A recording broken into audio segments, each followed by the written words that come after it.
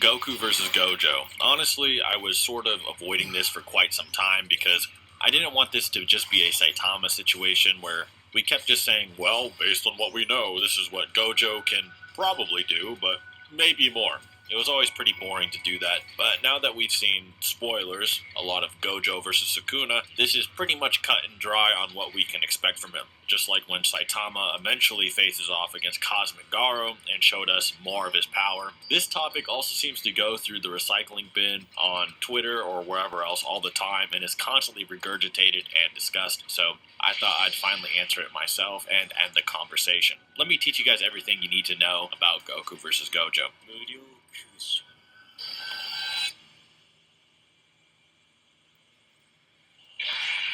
While I do have some new things to say about Goku and Gojo in this video, the first thing you gotta always address when having any type of cross-verse debate with characters that have strange energies or abilities is, can these guys even interact with each other to begin with? More importantly, can Goku even touch Gojo through Limitless to begin with? Because if he can't, then what's the point of even having this conversation? Then we also have to address, can Goku fight Gojo since he has no cursed energy, where cursed energy tends to have negative effects on those that simply don't have it. Those not having it having no resistance to it, sort of like a poison or a plague in certain instances. So would Sun just sort of instantly rot away and just die or something near Gojo? Obviously, pretty important details to start up the conversation. As I talked about in a few of my videos so far, Limitless is a highly complex ability where Gojo manipulates an engine called Infinity to manipulate space to his whims. However, it's a bit more complicated than just normal spatial manipulation, and where he seems to apply mathematical concepts to space to achieve goals. To put it in the simplest terms, to avoid a 15-minute lecture like I did in Kakashi vs. Gojo, he can manipulate the distance between he and his opponent by changing space between them, slowing them down due to the massive changes in distance until they appear frozen, or think of having to literally traverse an infinite amount of points to reach a destination after a certain distance to Gojo in its more extreme forms. I'll go over, obviously, this more complex mathematical breakdown once again in Kakashi vs. Gojo, which I do recommend, but I'm trying to avoid the full lecture again. In JJK, a universe where Mach 3 is considered immensely fast by most combatants, and electricity is pretty much undodgeable except by like 5 people, it's no shock that nobody would ever be able to budge Limitless whatsoever that isn't a top tier, making Gojo look pretty much omnipotent. To get through Limitless, you have to do a few things, I would say, that would make you pretty concretely, or at least convincingly, above it. A, surpassing infinite speed, or B, having attacks that ignore space-time, or can slice through space-time infinitely. Obviously, with example A, if you're above infinite speed, Gojo condensing space between you and him wouldn't really matter too much. You would also probably warp through space anyway at infinite speed. If you ignore space-time with your attacks, in scenario B, then Gojo condensing space might as well be condensing something that provides nothing of value between he and you that would hinder you from hitting him in any capacity. A good example of what B would look like if you need an image is look at what Mahogara. Alright, so since Seth is pushing 50 and is losing his ability to speak properly, he asked me to pronounce a name for him, specifically Maharaga, also known as Makora, but no one calls him that. Did when he actually adapted to said Limitless and his attacks just chopped through it and cut Gojo's arm off. Obviously this is a bit different than what I'm talking about, but the ignoring aspect would be very similar. For veterans, you already know that Goku possessed both those qualities and beyond. He could be argued to output above infinite speed and burst, and has attacks that ignore space-time to an infinite degree. In terms of speed, we know Goku in just his base form can move around in a void that has no time and space whatsoever when he goes to fetch Zeno 2 after he nukes a timeline out of existence. In the manga, it is just blatantly no longer existent as the ring representing it vanishes, and the anime is a bit more ambiguous, but it obviously is conceptually pretty similar, as Zeno obliterates this timeline to destroy Fusion or Mugen Zamasu, Infinite Zamasu, who was fusing with the time-space of the multiverse itself. Goku shows he can function in this void rather easily and carefree, and even if you want to argue maybe Toriyama and Toyotaro, the authors of these scenes, didn't really think of this too much, as power scalers, we kind of just have to take it as it is, as cringe as that sounds. Goku and just Ultra Instinct Omen, which he surpasses by millions of times over by current Super, which I outline in many, many videos on my channel, which will pop up on the screen now, had enough energy to vibrate and shake an entire infinite void, meaning his energy and aura not only expanded infinitely, almost instantly, but could move and vibrate in the depths of the void that had no space-time as well, further reinforcing what Goku actually did earlier. He also has a few mentions where he can be argued above instantaneous movement, such as when Kid Buu blows up a planet faster than people can instantly teleport to the Supreme Kai planet, and where characters traverse the infinitely sized universe in finite times with raw speed, and even finding a guy while he's in the middle of skipping through time. As for interacting with time and space, this is a no-brainer. Goku and Beerus simply punching each other was going to turn a macrocosm, multiple infinite universes in size, into a void of nothing, with nothing remaining, and even during the Buu Saga when characters could get obliterated by Mastered Ultra Instinct's mere presence alone, could scream so hard it was ripping holes into space that were going to collapse the entire infinite universe with alternate dimensions by making a hole as big as the universe in space. By the time we get to things like Dragon Ball Super Broly, these characters can just punch so hard they shatter through space-time and fly into other dimensions on accident while not even remotely near full power. And most of the time when they don't do this, it's because they're hindering their powers or they're restricting it, or it would kind of dilute the plot and the flow of the scenes if they just always broke into other dimensions all the time. Goku also interacts with attacks that can annihilate space, time, and even your causal and spiritual existence itself by fighting Hawkeye attacks from Gods of Destruction in his base form, and later on completely surpassing them. Even the infinite Zamasu that was fusing with the space-time of the multiverse is then stated to be weaker than a heavily suppressed Jiren, who Mastered Ultra Instinct Goku can ragdoll like he's a random. That being said, cutting through space and time is not really a problem at all for Goku, and it's probably in fact one of the most consistent things about Dragon Ball, all things considered. That being said, you can make a very decent argument for Goku being able to punch through Limitless, especially by current Dragon Ball Super standards. What I gave you was just a few examples. You could honestly make whole videos dedicated to these topics alone. One of those in particular being my 6-hour How Strong is Goku video. Yeah, be sure just to peep that right after this. I'd really appreciate it. The next important point, obviously, is cursed energy poisoning non-cursed users, or non-cursed users having no resistance. Well, we know that characters in Dragon Ball have existence and spiritual resistances, as well as auras that can block out most hexes. The time frame for cursed energy negging a non-cursed user one is debatable. One of the few examples we get of this is a curse eating Maki's leg earlier in Jujutsu Kaisen, which even that is an instant or something, nor is Maki just BFO'd whenever she's just near a curse. She can obviously face them with curse tools and so forth while struggling to break the sound barrier, let alone Goku, who's infinitely above space and time. One counterpoint that I would like to kind of flesh out and get out of the way for Condition B is that there is a character from the Sendai 4 Clash of the Culling games from Jujutsu Kaisen, Uro, who can wield the sky or space at will, breaking it, wrapping it, and so on. But this character is never really acknowledged by some powerhouses such as Yuta or by Gege, the author, as wielding a Gojo tier level technique. Things that do seem to rival Gojo are either Sukuna or the comedian curse technique, which can bring almost anything someone finds funny into reality. Showing reality manipulation under control can rival Gojo.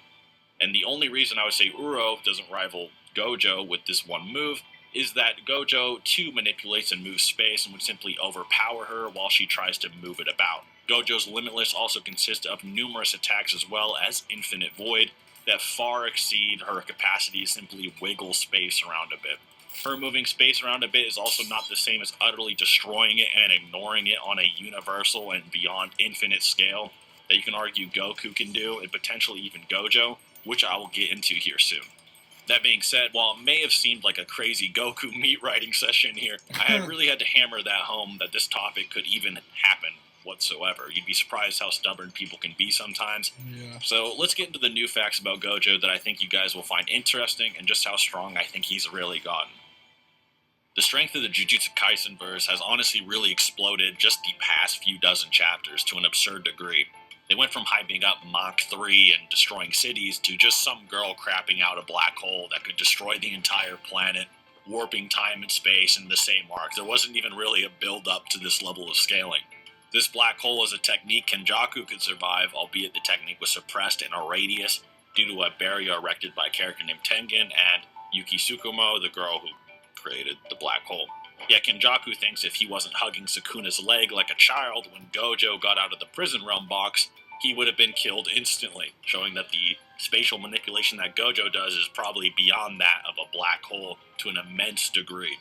Or it could be referring to Kenjaku's fear of being hit by maybe infinite void, but I'd be, and so would many others, be surprised if Yuki's strongest attack was stronger than Gojo's strongest attack. It's not impossible, but you get the idea. It should also be noted that during the Yuki fight with Kenjaku, when she does make the black hole, she seems to manipulate the very concept of mass itself. And while translations differ, this can be referring to how the concept of mass works on herself while she's manipulating weight and other things, but it doesn't seem to be truly infinite or unbeatable, with a black hole being its apex from what we've actually seen, with manipulating a concept not necessarily meaning being above the concept entirely on every dimensional mathematical scale whatsoever.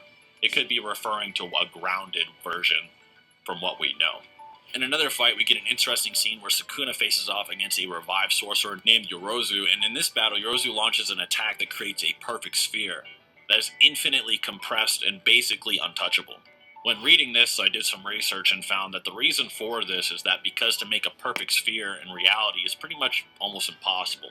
Any sphere you look at, even those generated by computers, have a series of points on it that would make it impossible for it to be perfectly spherical when zoomed in under scrutiny. So to have a true perfect sphere, it would have to have infinite points of contact, which is why it would be infinitely compressed and impossible to interact with normally.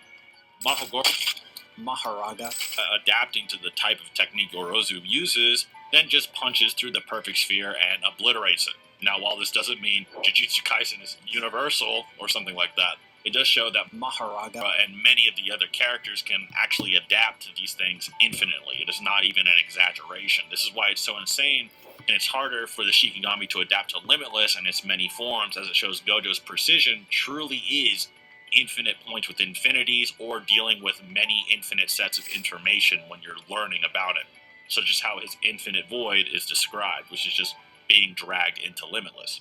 This may further make it harder to argue for Goku to interact with it in arguments which I'll get into later, but it should be noted, however, there are theorized true spheres in real life, but usually only for types of atoms, which is often debated about even then. Since we're talking about the author here and with the wording used, this girl really did probably create a perfect sphere with infinite points, which is an insane feat that can have a lot of debate within itself. Finally, for the Gojo camp here, there's Hollow Purple, and this is sort of a different way to look at it that I think is interesting, and why it might be uniquely underestimated with certain headcanon. As most of you are probably aware, Gojo's techniques all derive from an engine called Infinity, to expand into his curse technique, Limitless, which then has its own categories, with Limitless being to slow or stop things, Blue being to pull things or attract them, Red, which repels them, and then Purple, which is, as we know from the Jump Giga Math lecture, seems to create an imaginary negative number within it, which probably creates a void and then removes or deletes things. This is pretty insane for the simple reason that I don't think the ability is as simple as a strong anime attack. If Limitless is Gojo mathematically constructing and altering space and time with infinite precision to pseudo-alter reality, as the only really rival technique is Comedian, which does that, then Purple, while not necessarily meaning Gojo himself is infinitely durable or powerful in terms of his strikes, may be able to infinitely deconstruct things point by point into a negative and imaginary state, thus removing them from existence.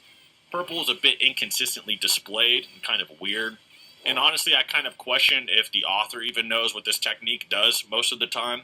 But I think being hyper-charitable in a fight against Goku here is, maybe you could say something like that. Although, like I said, you can kind of sort of easily reject it as well due to its showings, as it seems you can kind of overpower it or are singed by it rather than deleted by it, like a Naruto truth-seeking orb or something. In all likeliness, you can just say that simply because Limitless contains infinite information doesn't mean that Gojo possesses the power to use all that information in every way he wants, even if he could somehow perceive it or the technique contains properties of that level of information. Rather, it's simply the information within it, and he controls some aspects of it at a given time, especially when transformed into a more physical technique rather than trying to comprehend its raw properties. A good example of this is, how does Hollow Purple get to 200% if its ability is to remove things on an infinite scale? Doesn't really make much sense unless it's just referring to size. So trust me when I say that interpretation earlier is very charitable. And infinite information does not mean infinite power or the infinite ability to manipulate said information. Even with all of those, we can see that Goku is still quite a bit superior in terms of attack power. Said maybe if you think Hollow Purple deconstructs on an infinite scale with infinite points within that infinite scale, then it turns to negative. Not likely. But even then, a very important factor to remember is that Gojo manipulates space and time on a normal scale and plane that Goku is simply above to begin with. With it being confirmed, this is what Gojo is doing in the Jujutsu Kaisen movie, which was then confirmed to be canon, as well as stated in the manga as well. Goku is completely above the time-space of the normal 3D universe, and manipulating it even hyper-precisely doesn't matter if he is still just above it. Think of someone who can make infinite points out of a square, and then draw infinite numbers between those infinite points on the square. And then, in this example, Goku would just sort of be a cube. You can kind of see where I'm going with that. Even Gojo surviving his own Hollow Purple he takes immense damage from, and it has a weird burning effect. And this could simply be to Gojo being able to manipulate space around him with high precision, but it shows Hollow Purple has a few extra qualities other than precise removal from existence that also dampen my headcanon wank attempts to make it sound cooler for the video. That being said though, this battle won't hinge on an AP or like a beam clash type finish anyway. It will mainly hinge on a few factors, mainly being speed and durability. That being said, how fast is Gojo anyway? In terms of speed, JJK is pretty abysmal, with many higher-ups hardly being able to react to Mach 3, Hikari, a higher-up needing infinite cursed energy to react to an electric discharge and still lose an arm doing it, and with people like Kenjaku barely being able to react next to a suppressed black hole that light can't escape from, and Gojo doesn't really have a lot to work with in terms of upscaling from those guys. At best, if you really wanted to be hyper-charitable, which I've been doing a lot of that in this video, you could say that because he could perceive things and move inside of the prison realm seal that has no physical time, that he may possess some type of inaccessible speed that can move so fast he can move even if there's no time. Or you can say that because he can manipulate space and time himself, that perhaps is different for him. But even if you do grant that, you can say the same about base Goku, who mastered Ultra Instinct and many others surpassed millions upon millions of times. It's even worse if you think Goku can somewhat travel to the future, such as in his fights against Hit, and way, way worse if you think things like the Dragon Ball Afterlife transcending dimensions means actual higher mathematical conceptual dimensions and not just it literally being placed higher than the living universe in Dragon Ball in terms of location, which would make Goku completely unstoppable by anyone who has to even interact with the concept of space and time to begin with. But I personally don't agree with this, as the skepticism and just saying it can be referred to location is simply too strong of a criticism. I'll be getting more into Dragon Ball upgrades and what I think about that type of stuff in the future on my channel, and some of those higher interpretations actually do scale to a lot of characters that you'll find very interesting, so be sure to subscribe, because while some crazy arguments floating around don't maybe apply to Goku, they might apply to some other people. So that being said, Goku in all likeliness here, if he's bloodlusted and full power, would sort of just slam through Limitless, punch Gojo in the head, and he would sort of explode like Cell did in the Super manga that one time. But if Goku was in character, there are more things to consider. If he's in character, he'd probably let Gojo try some tricks out, such as his Infinite Void. In MUI, it is possible that Goku actually avoids Infinite Void entirely, and this may seem kind of absurd, but a domain expansion actually has a speed and an area that is designated for it to appear. With Goku even before MUI being able to avoid attacks instinctually that would have killed him, such as in the Beerus fight when he was Super Saiyan 3, before they could even occur and when he couldn't even sense they were going to happen. He just sort of had this weird instinct where he could avoid deadly attacks that nothing about his body could sense otherwise. So in MUI, he could probably avoid this domain entirely, as a person with no cursed energy is actually not restricted by any barrier of a domain by the technique, and with Goku's far greater speed, reactions to things he can't sense or have happened, he would probably sidestep it. But Infinite Void isn't necessarily an attack that does physical harm. or damage. It's more like you're injected by a bunch of information. So maybe you could argue it's kind of headcanon for him to assume it's like a threat and his spidey senses would have him dodge out of the way. So if it did hit him, like I said, in character, could Goku survive it? I've seen many people try to counter this by bringing up Vegito, and to give JJK fans a bit of credit when they're talking about Vegito turning into a chocolate ball with literally no brain. However, this ability is only unique to Vegito, so Goku doesn't actually possess the ability to be turned into a chocolate ball, from what we know of, with no brain and survive. This is actually a unique hack that Vegito possesses that Goku does not, and this is actually stated in the Daizenshu. I'm not joking. And while Dragon Ball characters do negate a lot of hacks weaker than them, this is a different type of hacks, and honestly, this ability to negate all hacks is somewhat over-exaggerated by Dragon Ball fans. It doesn't really work in a lot of debate crucible. This hacks doesn't seek to control Goku whatsoever as well. It is simply subjecting him to infinite upon infinite amounts of information.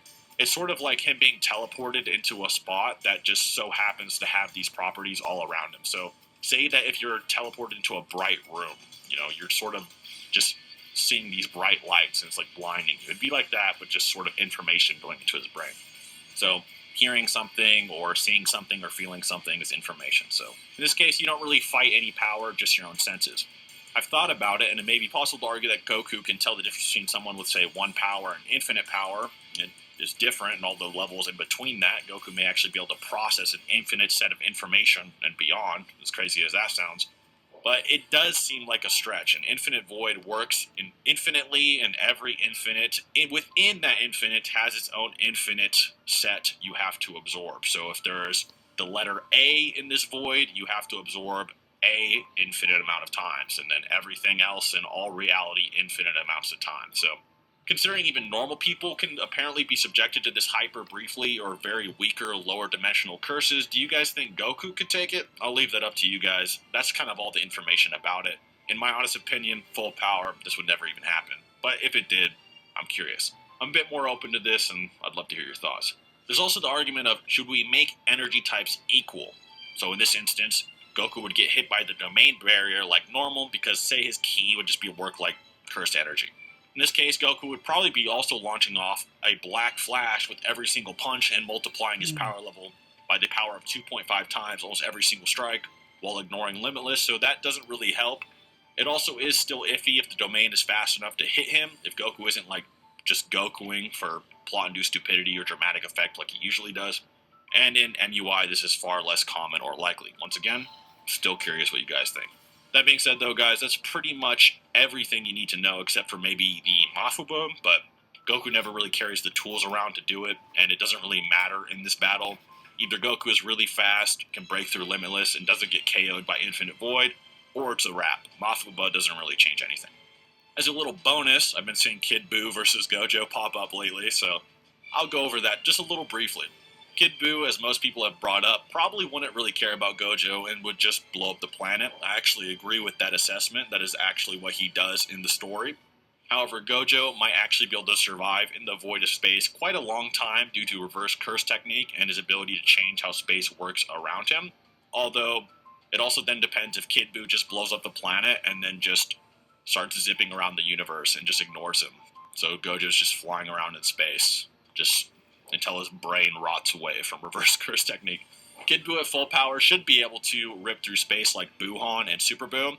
Now, I'm not saying he's stronger than Buuhan. Alright, that's a different debate for a different day, but, they're definitely in a similar magnitude, right? If Buuhan could rip apart the universe, it's safe to say, Kid Buu can at least rip apart a chunk of the universe. However, it's a lot more restricted than obviously MUI Goku could just be above it entirely. That being said, even if Kid Buu couldn't rip through Limitless, Gojo doesn't really have anything that could put him down for good unless you hyper-wanked how Hollow Purple works with the ultra-charitable Seth TM version. That's just some headcanon I made up to give it a chance against Goku. Even with Infinite Void, Kid Buu's brain could sort of infinitely regenerate, and Kid Buu can also live without a head. I'm not even making that up. He can just live without a head, let alone a head with a fried brain. You'd have to argue you could fry Kid Buu's brain, and then while Kid Buu's stunned for like a millisecond, seal him somehow. Maybe in a prison realm box. Anyway, this is getting kind of stupid. But it's more interesting than Gojo versus Goku, I guess. Either way, Goku wins pretty confidently, let alone against a giga-wanked version of Gojo, and without a giga-wanked version of Goku. With Kid Buu probably winning too via stamina off, or just blowing up the planet and then just not caring about him while he just dies in space slowly. Or if you think Kid Buu can just vice shout and rip through space with multi-galactic or multi-solar system level force and just overpower the manipulation Gojo can do through space. As one last little note here, because it did get added recently in the JJK manga as this main script and recording was done before the finale of heavy spoilers, plot spoilers, Sukuna versus Gojo, and Sukuna does win at the end, and it is implied and pretty much stated that he cuts through and negates space or existence or the world to negate Gojo's ability and then chop him in half and cleave through him, sort of confirming what we've all been saying for a few years now. Other than that as well, Hollow Purple is stated by Gege in sort of like a chapter breakdown that a way to describe purple is to sort of say it's like crushing space.